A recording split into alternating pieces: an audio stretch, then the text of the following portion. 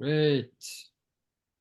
Hey everybody, welcome to the Scottsdale Big Book Study, where we will study Big Book of Alcoholics Anonymous. Today's date is Saturday, the 27th of April, and my name is Johan, and I'm a recovered compulsive overeater from Falun in Sweden. I will be your host for today, and our brilliant co-hosts for this evening, or sorry, it's evening here, but it's morning maybe where you are Jay and Dottie. Thank you so much for your service, for making this meeting possible. If you have any questions during the meeting, please contact either myself or any of the co-hosts by private message in the chat function. The chat function will be disabled until 5 minutes before the question and answer session. Please note that speaker Harlan G will be recorded for the duration of the study. However, the question and answer session which follows will not be recorded. We ask if you can please make sure to keep your microphone on mute at all times during today's study, and also turn off your video if you are exercising, eating, or if you need to step away from your screen for any reason. During the meeting, we will post a link to our 7th tradition. This money goes towards the cost for our Zoom account, the cost of uploading our recordings, and we also send contribution to our intergroup and WSO. We will post a link to the previous week's recordings. These are available by clicking on the link that will be posted in the chat box. So, ladies and gentlemen, now let's turn over the meeting to the man that we have been waiting for, the man, the myth, the concept is Mr. Harlan G. Thank you very much. Thank you, Yuan, very much. Thank you. I want to also thank Yuan and everybody else for their service. Now, June the 1st, we are changing times. We are going to, on June the 1st, begin this meeting at 7:30 a.m. Pacific time. And the reason that we're going to do that is because we are in perfect time at 10 o'clock in the morning Pacific time for the West Coast, but we are not in good time for the Central time zone and the Eastern time zone. And when I first started this meeting, I just imitated what we had been doing live. And we started it at 10 o'clock Pacific time live. So I've been tinkering for 4 years with moving it much earlier. For one reason or another, I didn't do it. And I had a conversation with somebody who's here today, whose first name begins with an E and lives in the 310 area code. And this lady convinced me to start at 7:30 rather than 7. And for some reason, she said it to me, and it just hit me like, yes, this is what to do. So we're going to do it on June the 1st. June the 1st, we move 2.5 hours earlier to 7:30 a.m. Pacific time. It'll be the same Zoom link. It'll be the same everything. We're going to start at 2.5 hours earlier. And this is something we should have done right from the get-go. But to be honest with you, I didn't see what was happening here. I didn't see the big picture. And the big picture was that Zoom was going to be around forever. I thought that this coronavirus, it wasn't even COVID then, it was coronavirus. I thought this coronavirus would come in and leave and it would be done. I was wrong. I was totally wrong. I didn't see what was going to happen. So June 1st, 7:30 a.m. Pacific time, and it's going to be 9:30 Central time, 10:30 a.m. Eastern time, to give people on the East Coast and in the middle of the country much, much more of a chance to attend this meeting. And I hope that they will, for sure. We're going to start on page 26, a certain American businessman. We're going to start on page 26, a certain American businessman. But before we do, we're going to talk about the fact that Alcoholics Anonymous gives the impression at times, or the history gives the impression at times, that Bill met Bob, and when they met, AA came out of their ear. Nothing could be further from the truth. We are a product of many, many of God's miracles. We are all miracles of God, but we are also members of an organization, Overeaters Anonymous, that is a miracle of God as well. And one of the things that we see when we study the history of Alcoholics Anonymous, which is our grandfather program, is that Alcoholics Anonymous and Overeaters Anonymous did not spring forth because of one event or one person or anything like that. They sprang forth because of many, many miracles in the tapestry of life. One of those miracles occurred in Switzerland. And one of those miracles involved a man by the name of Roland Hazard. And if you've heard me talking about the origin of step 2, as I do in Bill's story, I will also tell you that I'm going to repeat most of the highlights here. This chapter, There is a Solution, is really a chapter that is about step 1. I know how to say step 1 in Italian. It's passo prima. I learned that from going to the Italian meeting on Friday. Passo prima. But anyway, that aside, this is strictly about step 2 and how it came into the program and how we have the rest of the steps. Earlier in this chapter, There is a Solution, we read the words that the main problem of the alcoholic centers in his mind rather than in his body. In keeping with that, how we treat the allergy of the body, how we treat the body, is to cease consumption of those alcoholic foods. That's how we treat the body. We treat the mind through a spiritual awakening as a result of the steps. And all of the steps that we embark upon from 2 to 12 have nothing to do with food. Food is only mentioned in step 1. It's never mentioned again. There's no mention of food in the rest of the steps. Not one time is food mentioned. But we are looking for a spiritual awakening as the result of these steps. And in order to affect a spiritual awakening, we have to begin with step number 2. Now, Roland Hazard was a very successful American businessman, and his family was from Rhode Island, as was he. Roland's family was in the fabric business. They were in the fabric business, and they owned a company called Burlington Mills. And they owned this company along with a major ownership of a company called Allied Chemical, which is traded yet today.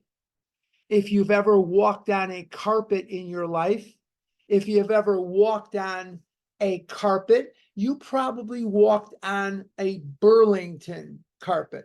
It is one of the major brands of carpeting in this world is Burlington.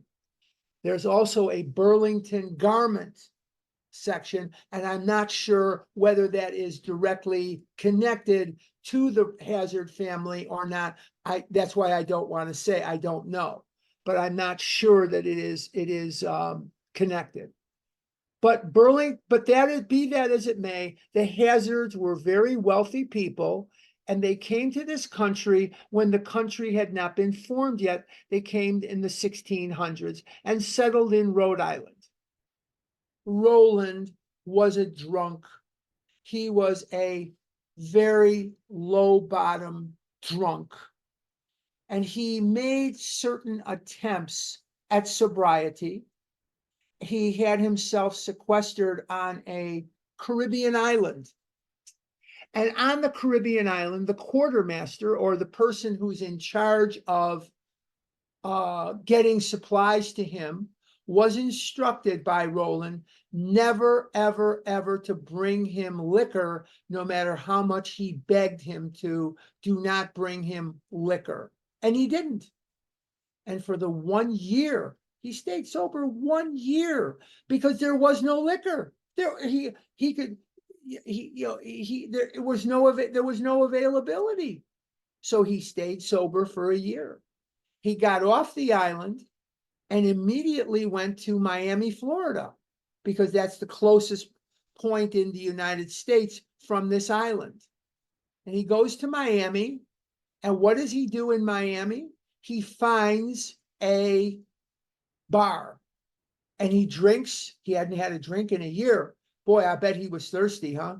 I mean, he drank water, obviously, or lemonade or whatever you had, but he didn't drink any liquor. Finds a bar and he gets drunk and he stays drunk. And he's disgusted with himself and he says, I got to find something else. Now, in the late 1920s and the early 30s, what we know today as psychiatry was in its relative infancy. We think of psychiatry as being centuries old. It's not. It's not. And the preeminent psychiatrist in the world at that time was Sigmund Freud. Now, money being no object, Roland Hazard decides he is going to seek out the services of Sigmund Freud to try to get him sober through psychoanalysis. But Sigmund Freud wasn't taking on any new patients. So he finds out that the number 2 man in the world of psychotherapy is a man by the name of Adler. And Adler wasn't taking on any new patients, let alone one whose only quest is to gain sobriety. That just wasn't his thing. And he finds out from Adler that the number 3 man in the world of psychotherapy is a man in Switzerland. I'm thinking of Sweden because of you one, but a man in Switzerland, Geneva, Switzerland, Zurich, Switzerland. He finds out that the man's name is Carl Jung. Jung is J-U-N-G. Looks like Jung, and you'll hear people mispronounce it as Jung in meetings or Jung. It's Jung. The J sound does not exist in some languages, and the J is pronounced like a Y. So it is Carl Jung, as if it was Y-U-N-G. Just like somebody's name that's here from Sweden, they also don't have the J sound either. So that's why you know him as Johann or Yuan, that's why you know him as that. But anyway, that aside, okay. Carl Jung in 1931 meets Roland Hazard. And in 1931, now there are historical inaccuracies because there are some people who believe that Jung met Roland in 1926. However, most accounts bear out the majority of the accounts bear out that it was in 1931 that Jung meets Roland. Now, Jung believes something that Freud and Adler did not believe. Let's find out what it is, and we're going to get to it today. Let's go to page 26, and let's find out what happened to Roland. Roland is going to tell Ebby. Ebby is going to tell Bill Wilson, and Bill Wilson is going to tell the world. See how that works? Roland told Ebby. Jung told Roland. Jung is going to tell Roland. Roland is going to tell Ebby. And Ebby is going to tell Bill. And Bill is going to tell the world and change the world forever. Let's find out what it is. Let's go to the top of 26. A certain American businessman, Roland Hazard, had good ability, had good sense, high character, had ability, good sense, and high character. For years, he had floundered from one sanitarium to another. Roland had been institutionalized in insane asylums for years, trying to sober up. And sometimes he was institutionalized voluntarily, more often than not, involuntarily, because that's what they did with alcoholics in those days. They threw you in the Laughing Academy to sober you up. How barbaric was that? Remember, I told you the story of how Ebby was supposed to be remanded to the insane asylum in Vermont at Brattleboro. And they were going to remand Ebby Thatcher to Brattleboro Insane Asylum to try to cure him of his alcoholism. Were that it were so simple. Were that it were so easy. Were that it worked. But it doesn't. And putting someone in the insane asylum is a horrible waste. If you treat them instead of locking them up and warehousing them, you'll get much further. But Bill hadn't told the world of what he had found yet. Bill hadn't shown the world what was going on yet. So let's get back to the book. He had consulted the best known American psychiatrists. That would be Freud and Adler, as I told you. Then he had gone to Europe, placing himself in the care of a celebrated physician, the psychiatrist, Dr. Jung. Once again, J does not exist in Swiss, in that. So it's a Y. It's treated as a Y in our language. I'm looking for something that I hoped was on my desk, and I don't see it. Oh, there it is. Okay, fine. Okay. Who prescribed for him? Though experience had made him skeptical, he finished his treatment with unusual confidence. His physical and mental condition were unusually good. Jung will end up treating Roland Hazard for 1 year until autumn of 1932. 1 year. He will hospitalize Roland, and he will visit him and treat him for a year. Above all, he believed he had acquired such a profound knowledge of the inner workings of his mind and its hidden springs that relapse was unthinkable. You see, this was one of the thinking, this was one of the prevailing thought, is that if we could get you sober and wise you up, make you smart instead of stupid. See, a lot of my friends think I got smart instead of being stupid, and that doesn't work. That kind of thing. I didn't get smart.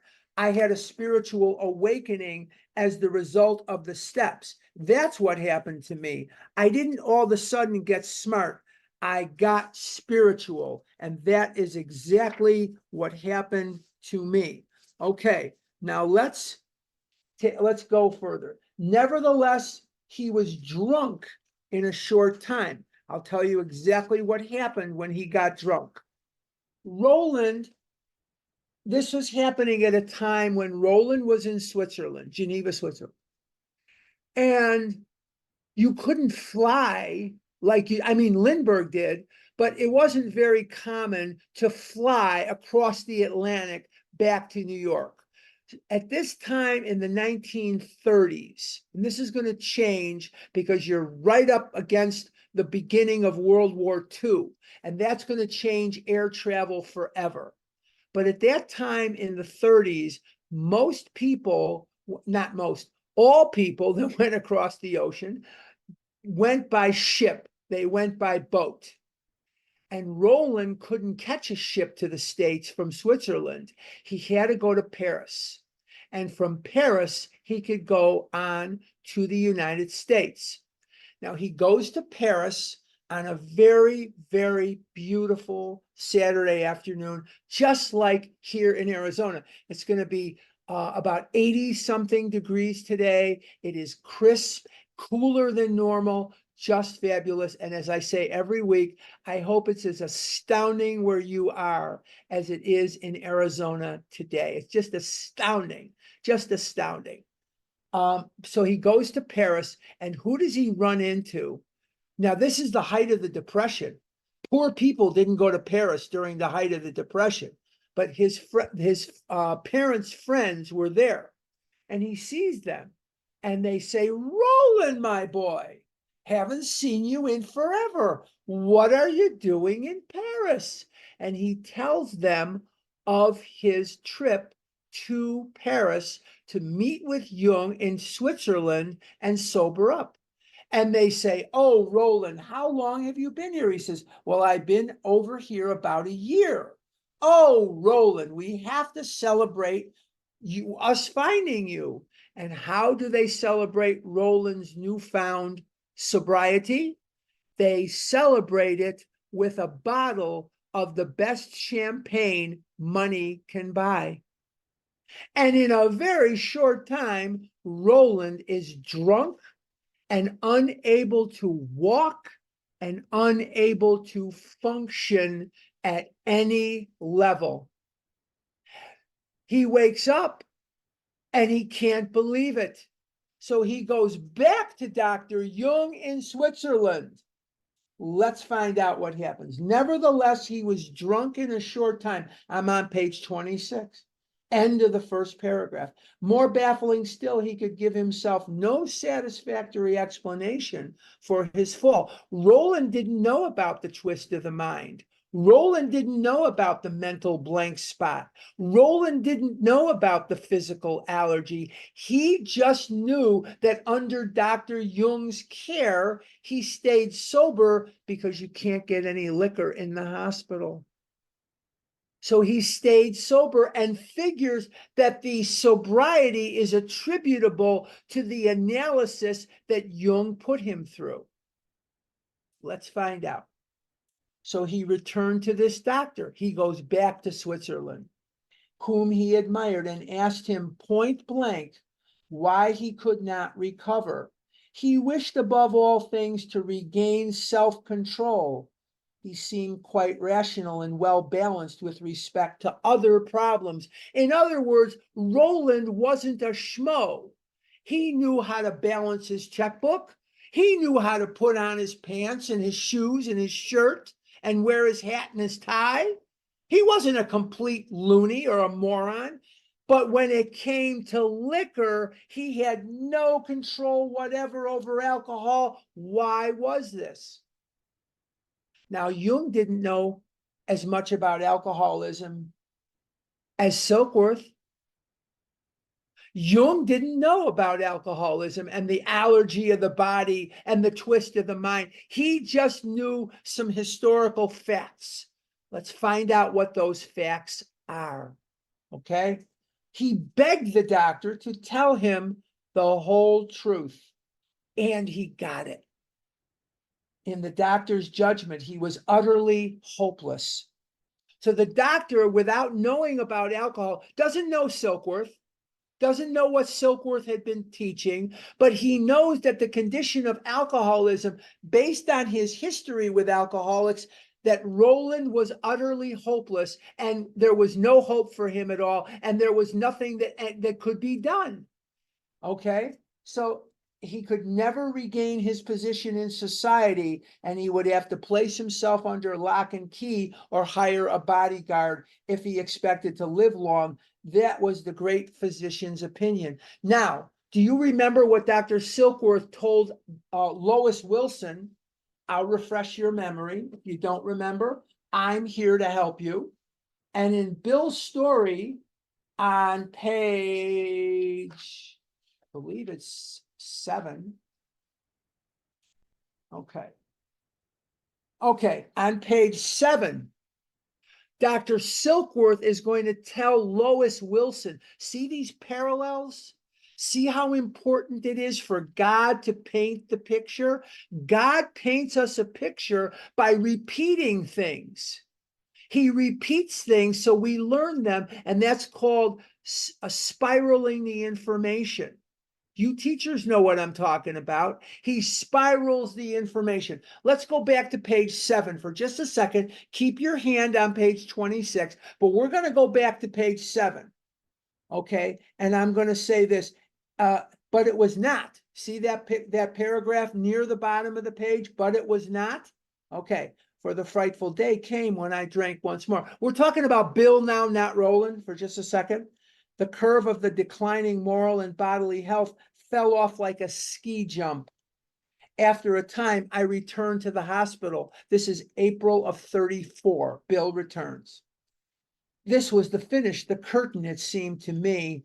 My weary and despairing wife was informed that it would all end with heart failure during delirium tremens, or I would develop a wet brain. Perhaps within a year, she would soon have to give me over to the undertaker or the asylum. Let's go back to page 26. So listen to what Dr. Silkworth is telling Lois.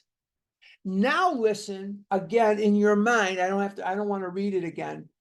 He said to Dr. Jung is saying to Roland, there's no hope for you.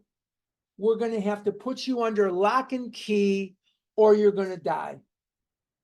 Right? He tells him, if you expect to live long. This was the great physician's opinion because he had never seen a recovery affected before by anything except one thing.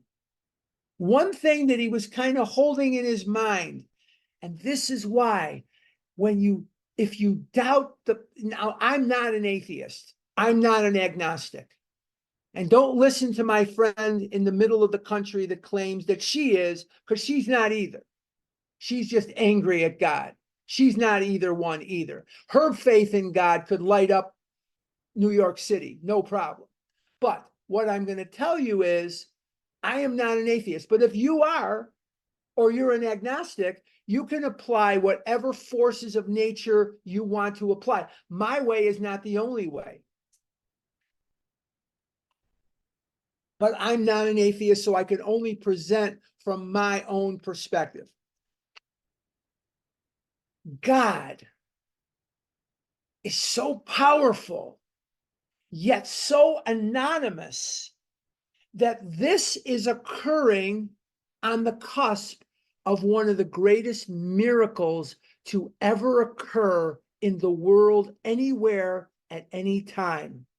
Let's find out what it is, because God has put this together. Now, what am I referring to specifically? What Jung is telling Roland? No.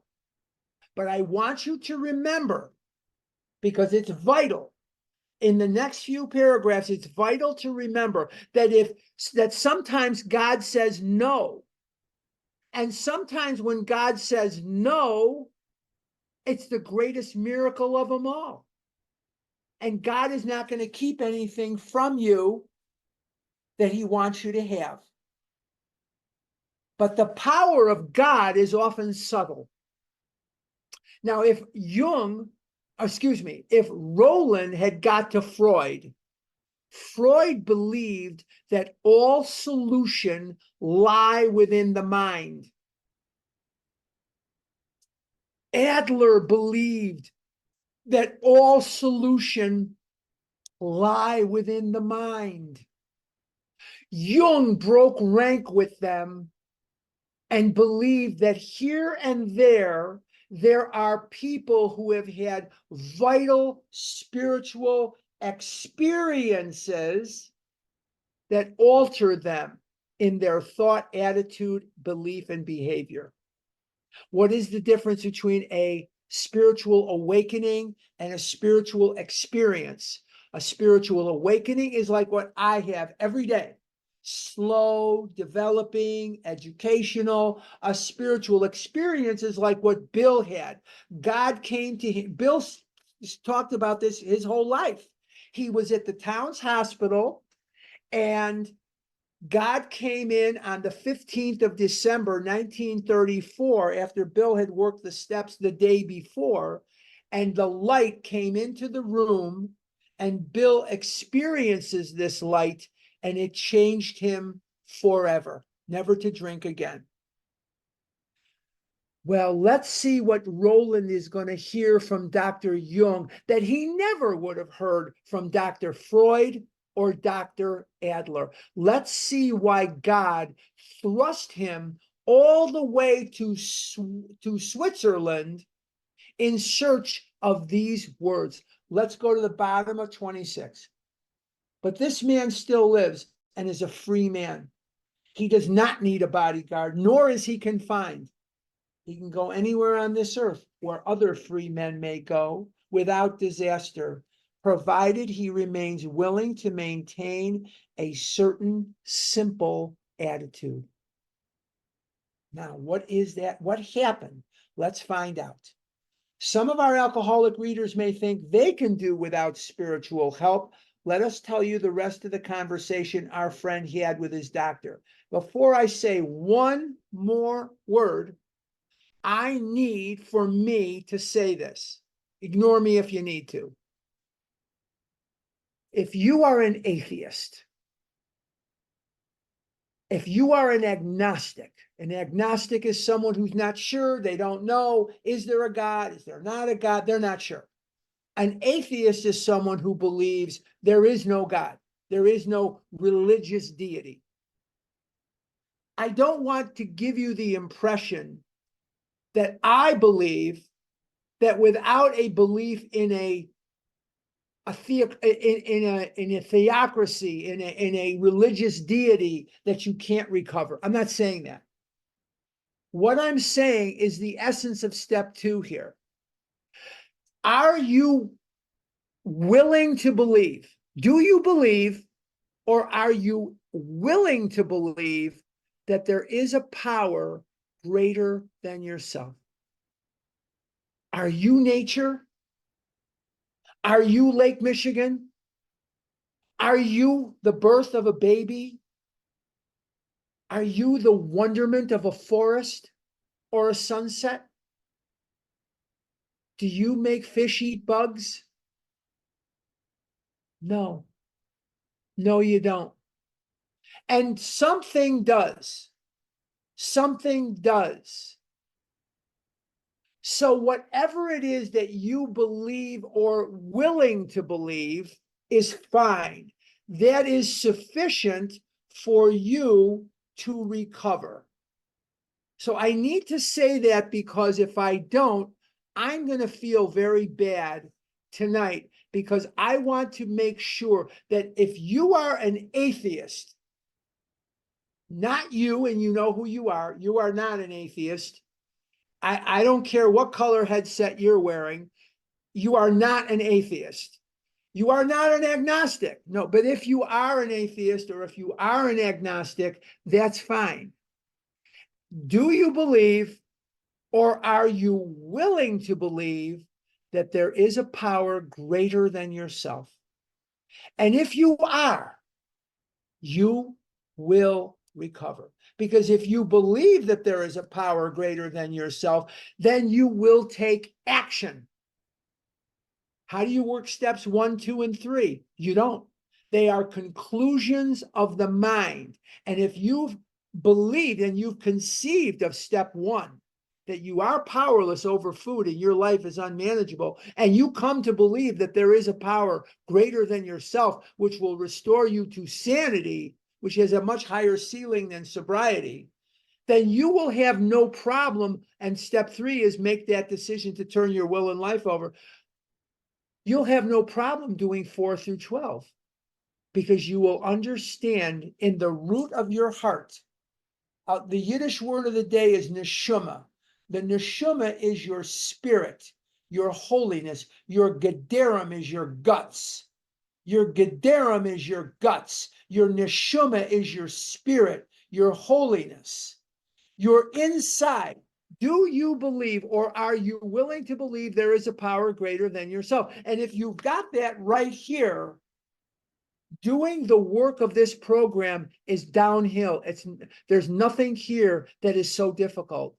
If it's really difficult for you, you're probably doing it wrong.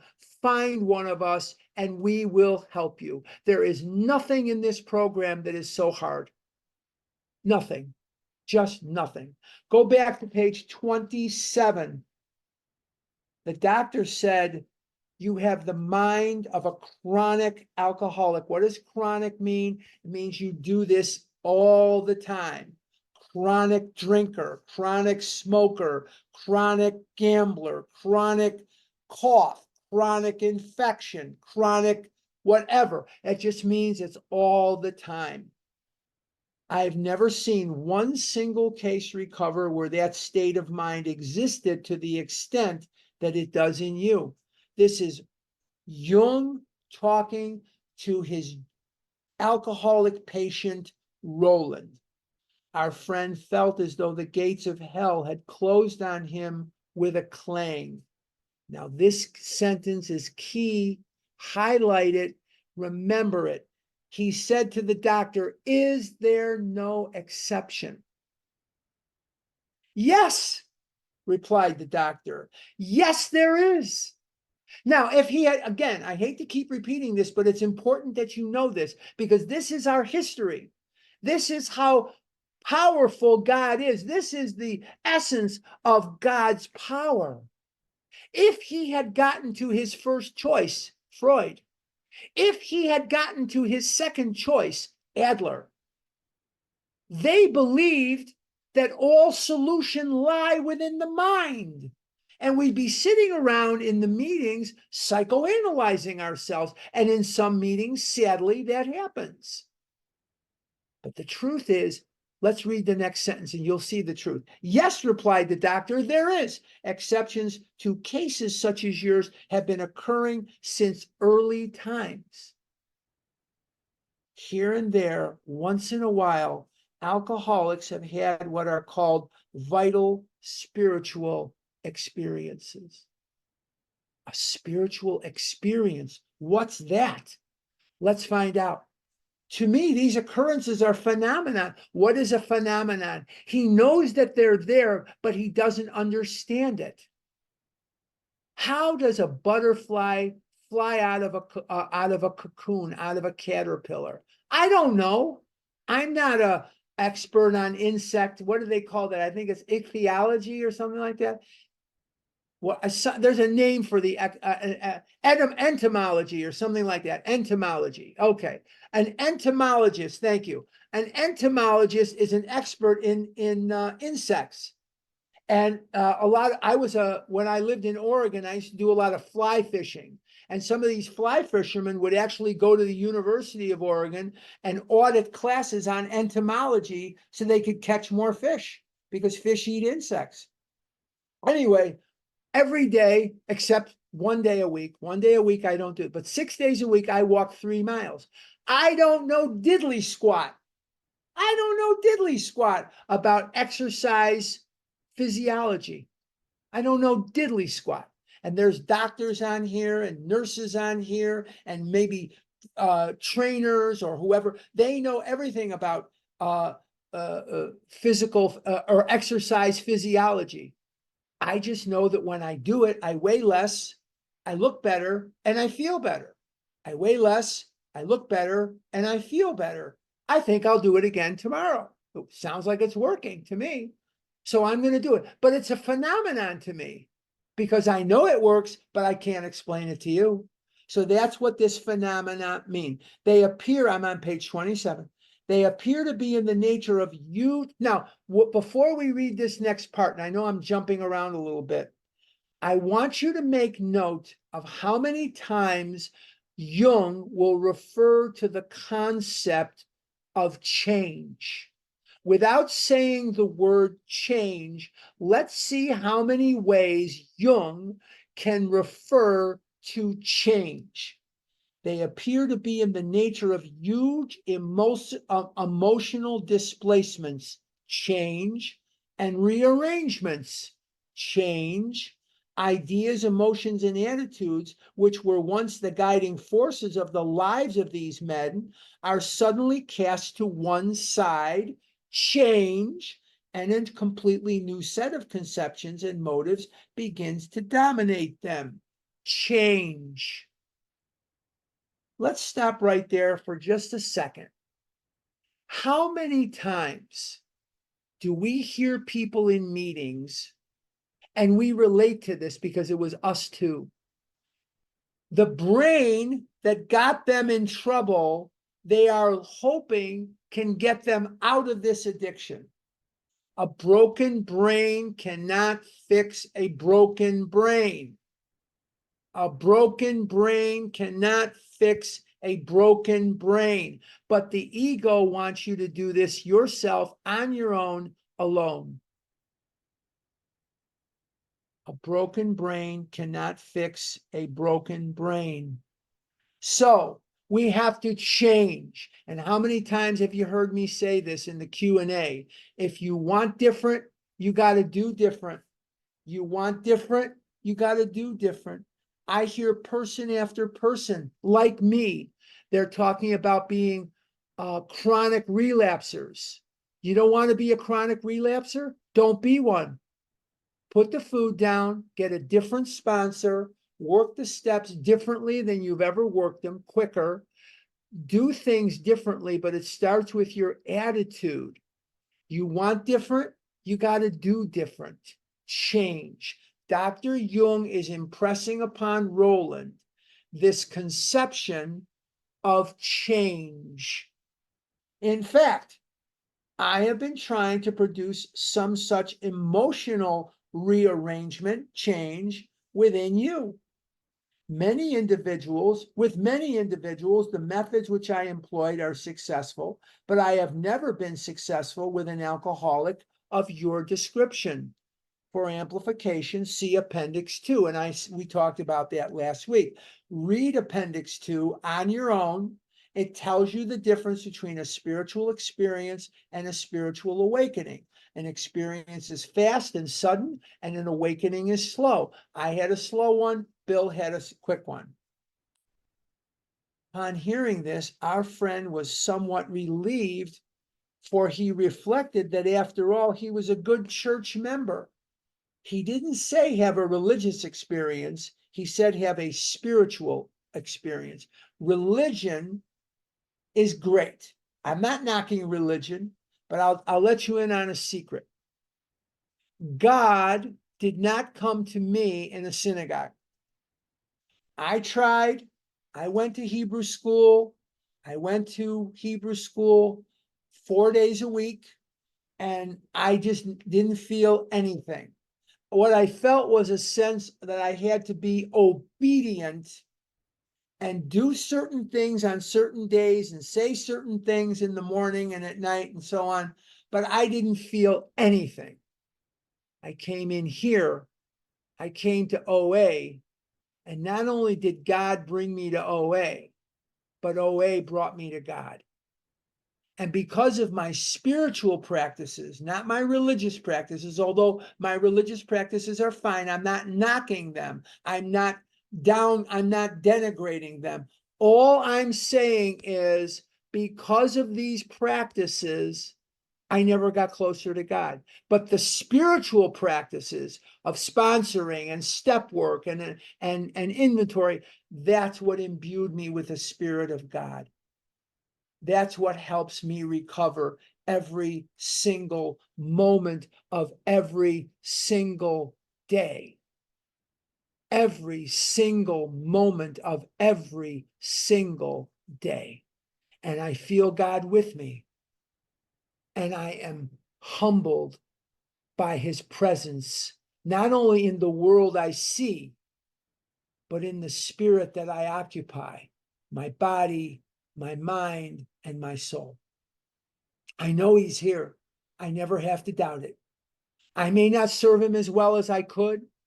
I may not serve him as well as I think I should, but I'm doing the best I can.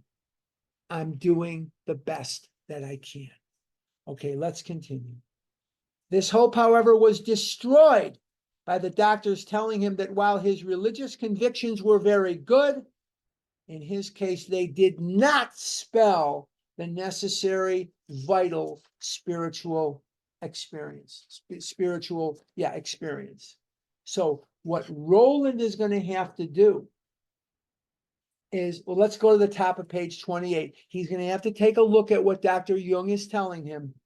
Here was the terrible dilemma in which our friend found himself when he had the extraordinary experience, which, as we have already told you, made him a free man. We in our turn sought the same escape with all the desperation of drowning men. I have a vivid memory. I was in the pool at the Jewish Community Center in Chicago, not the one here in Arizona that I love so much, but the pool in Chicago. And for reasons which I don't remember, I stayed under the water a bit too long. Obviously, I didn't drown. The story has a happy ending. But I came up, and I had never been so happy to be out of the water in my life, because I was running out of air. And I sucked in the air as hard as I could. And my head was like spinning around. And I remember it I'll never forget it. And every one of us has had similar kinds of experiences. I didn't ask what color the life preserver was. I didn't get a life preserver, but you can just visualize an example.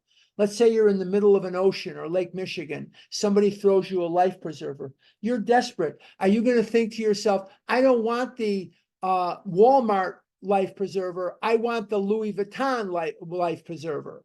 I don't want the Target life preserver. I want the Gucci life preserver. I don't want somebody should see I'm using a life preserver from Target. At that point, you won't care. You won't give a damn. You won't give a damn about anything but taking the next breath. So we have to have the desperation of drowning men. And when I try to work with somebody that I see is not desperate, that they really don't care, that I care more about their recovery than they do, that is the Al-Anonic condition in its active form. The Al-Anonic condition is, I care more about recovery for you than you.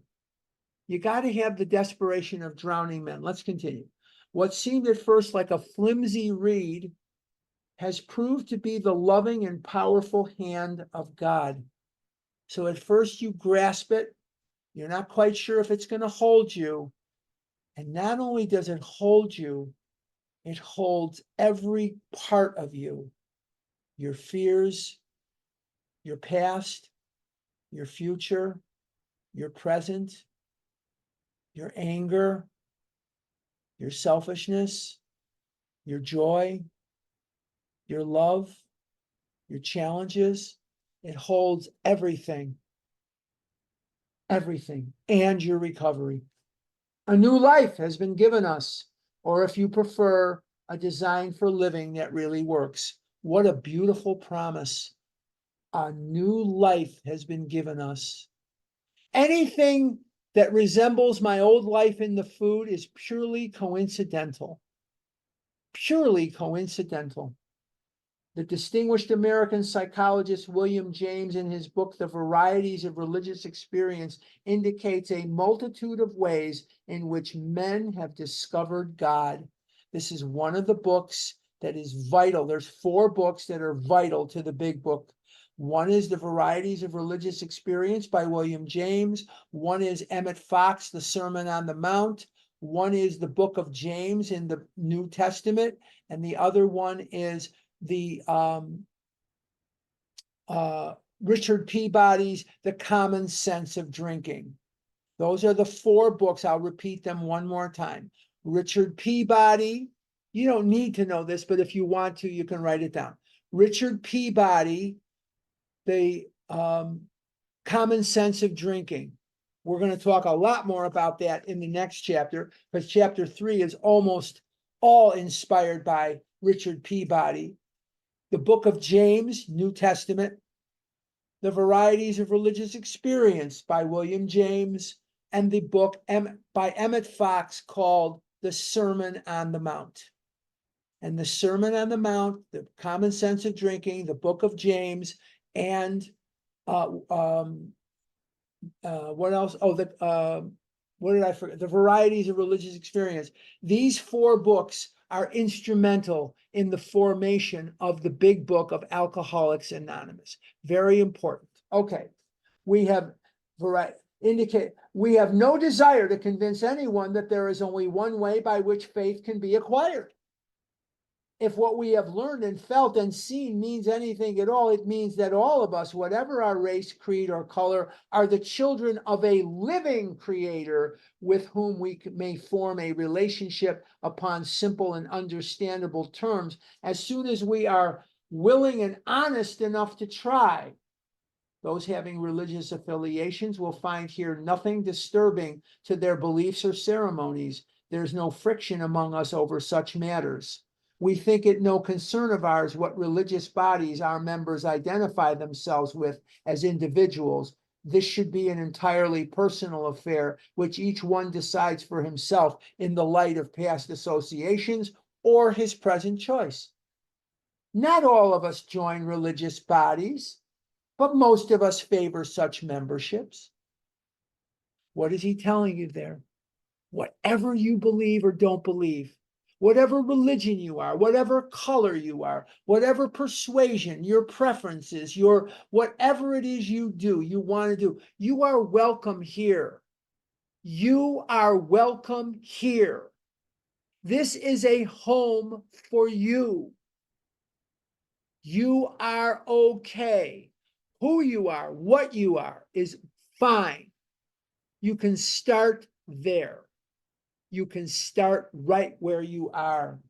We think it no concern of ours what religious bodies our members identify. Oh, wait, I did that. In the following chapter, there appears an explanation of alcoholism. We're going to get to that next week, as we understand it. Then a chapter addressed to the agnostic, chapter 4. Many who once were in this class are now among our members. Surprisingly enough, we find such convictions no great obstacle to a spiritual experience. Further on, clear-cut directions are given showing how we recovered. That's chapter 5. 6.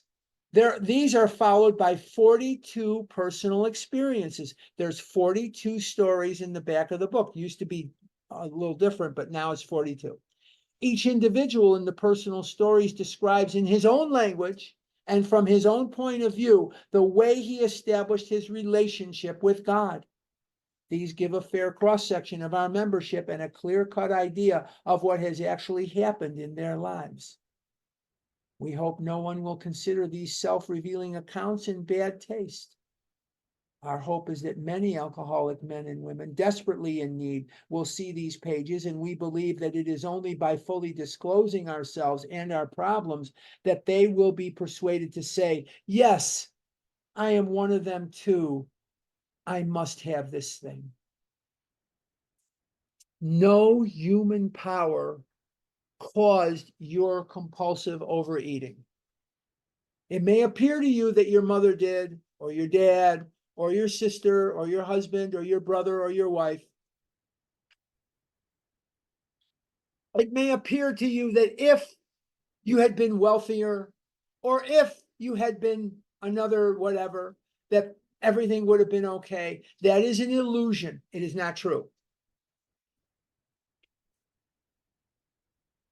The one who has everything is God. All the solutions is God. May you find him now. And the main object of this book, as we're going to find out in chapter 4, the main object of this book is to help you find a power greater than yourself, which will solve your problem.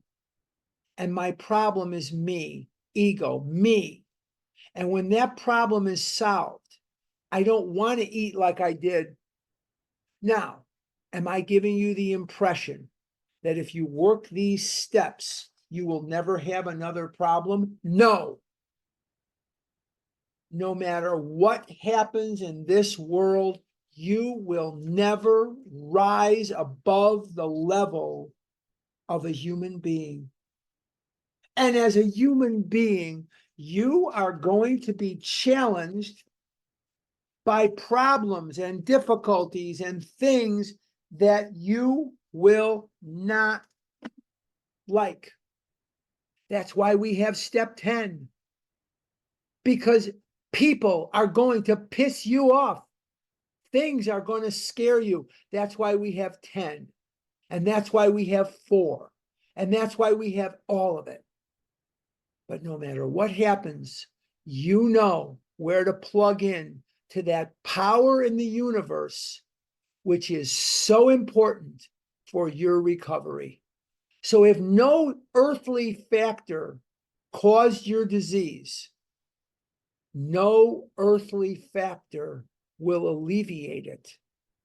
Stop looking for solutions on earth. They do not exist. All solutions lie within the spiritual. All solutions lie within the spiritual. You are not going to get any earthly relief from this disease in money, power, prestige, sex, poverty, abstinence from sex, being married, being single, being tall, being short, being black, being white, being gay, being straight. It doesn't make a difference. We all need God.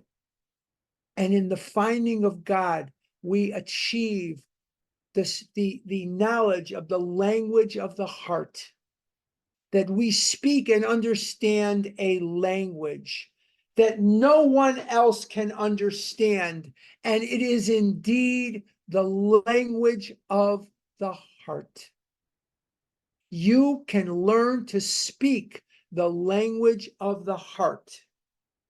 And how do you learn to speak the language of the heart? Work your steps, go to meetings, and immerse yourself in this wonderful program. Now, before I turn this over back to you guys, I want to make a couple of points clear.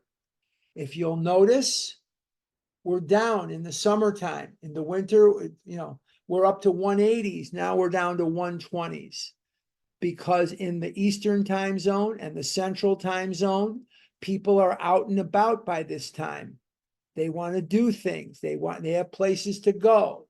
So we're going to change on June the 1st. Now, during May, we're not making any changes. During May, we're not making any changes. But on June the 1st, which is a Saturday, we are going to begin this meeting at 7:30 a.m. I hope I'm not cutting out some of the Israelis because of the Shabbos thing. And I hope that that's going to work out okay and so on. And I hope that all of you will continue to attend.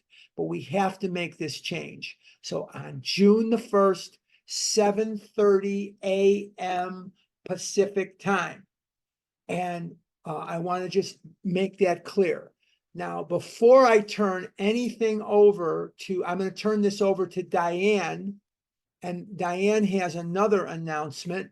But before I do, I just want to remind you that in the questions and answers, please, if you asked a question last week, wait for a lull. I'm not saying don't ask one.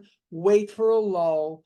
And the other thing I'm gonna ask you is, please, let's not waste any time with food questions or math questions. No math and no food. No food, no math.